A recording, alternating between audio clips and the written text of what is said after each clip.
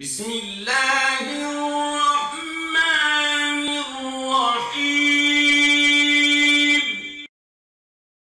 نبی کے آنے سے زندگی کو حقیقی نور ملا ہے، تو کیا اس آنے کو معمولی آنا سمجھ لیا جائے؟ تو اس جشن بہارا کو عقیدت و احترام کے ساتھ منائیے گا اور اس کے تقاضوں کے ساتھ منائیے گا۔ گلی گلی حضور کے نام کی محافل بپا کیجئے، درود و سلام کے گجرے بارگاہ ناز میں پیش کیجئے، عقیدتوں کا اظہار کیجئے، حضور کی بارگاہ میں اپنی محبتیں پیش کیجئے۔ 12 ربیع الاول کا دن تجدید عہد کا دن ہے۔ ہم آقا سے عہد کرنا ہے کہ پیارے آقا، ہماری زندگی کا ایک ایک لمحہ آپ کے نام ہوا، ہم جئیں گے تو آپ کے لیے، ہم مریں گے تو آپ کے لیے، آخری سانس تک آپ کے وفادار رہیں۔ جو دین آپ لے کر کے آئے اس دین کو غالب کرنے کے لیے انتھک محنت کریں گے اور اپنی صلاحیتوں کو اس راستے میں لگا دیں گے اور اپنے آپ کو وقف کر دیں گے خدمت دین متین کے لیے۔ اپنا سب کچھ حضور کے لیے پیش کرنے کا عزم کریں۔ صرف جھنڈیاں لگا دینے سے، چراغاں کر دینے سے حق ادا نہیں ہو جاتا۔ ضرور لگائیں جھنڈیاں، چراغاں بھی کریں، لیکن حضور علیہ السلام کی محبت کا حق یہ دو کام کرنے سے ادا نہیں ہو جائے گا۔ میں تو کہا کرتا ہوں کہ جس طرح گلیوں کو صاف کر رہے ہو، کوئی جھاڑو لے کے دل نگر میں بھی آؤ۔ حسد، حقد، کینے، بغض، نفرت کتنے کتنے ڈھیر پڑے ہوئے ہیں دل کی گلیوں میں۔ آؤ کوئی جھاڑو لے کر کے ذرا دل کو بھی صاف کرو۔ بازاروں میں جھنڈیاں لگانے والوں، دل کے ایک ایک پرت پہ نام محمد کی جھنڈی بھی لگاؤ۔ چھتوں پہ چراغاں کرنے والوں، دل کی گلیوں میں کہیں اندھیرا نہ رہ جائے۔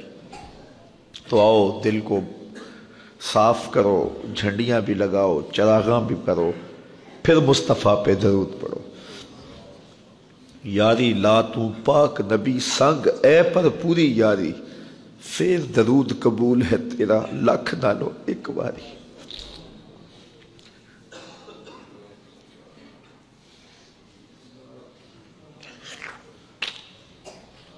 ہمارا تو سب کچھ حضور ہے۔ کیا خوب کہا تھا مولانا ظفر علی خان نے، ہم جس میں بس رہے ہیں وہ دنیا تم ہی تو ہو۔ آؤ اسی کائنات میں بسنا شروع کرو، دائیں بائیں کی بستیوں سے نکلو اور اسی کائنات میں بسو اور اپنی زندگی کو حضور کے نام لگا دو۔ اتنا پیارا موسم اور ایسے گزر جائے، کیوں گزرے ایسے؟ اس موسم میں برستے ہوئے انوار کو اپنے اندر جذب کرو، اپنے باطن کو روشن کرو اور انوار ولادت سے اپنے اندر کے اندھیرے مٹانے کی کوشش کرو۔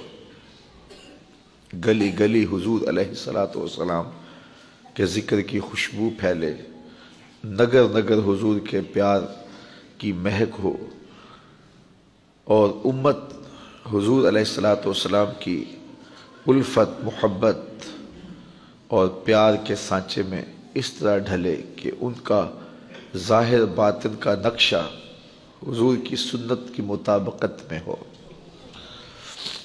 میرے استاد فرمایا کرتے تھے، یہ نہ ہو کہ لوگ تمہیں پوچھیں تم کون ہوتے ہو اور تمہیں بتانا پڑے کہ ہم مسلمان ہوتے ہیں، یہ دیکھو مذہب کے خانے میں اسلام لکھا ہوا ہے۔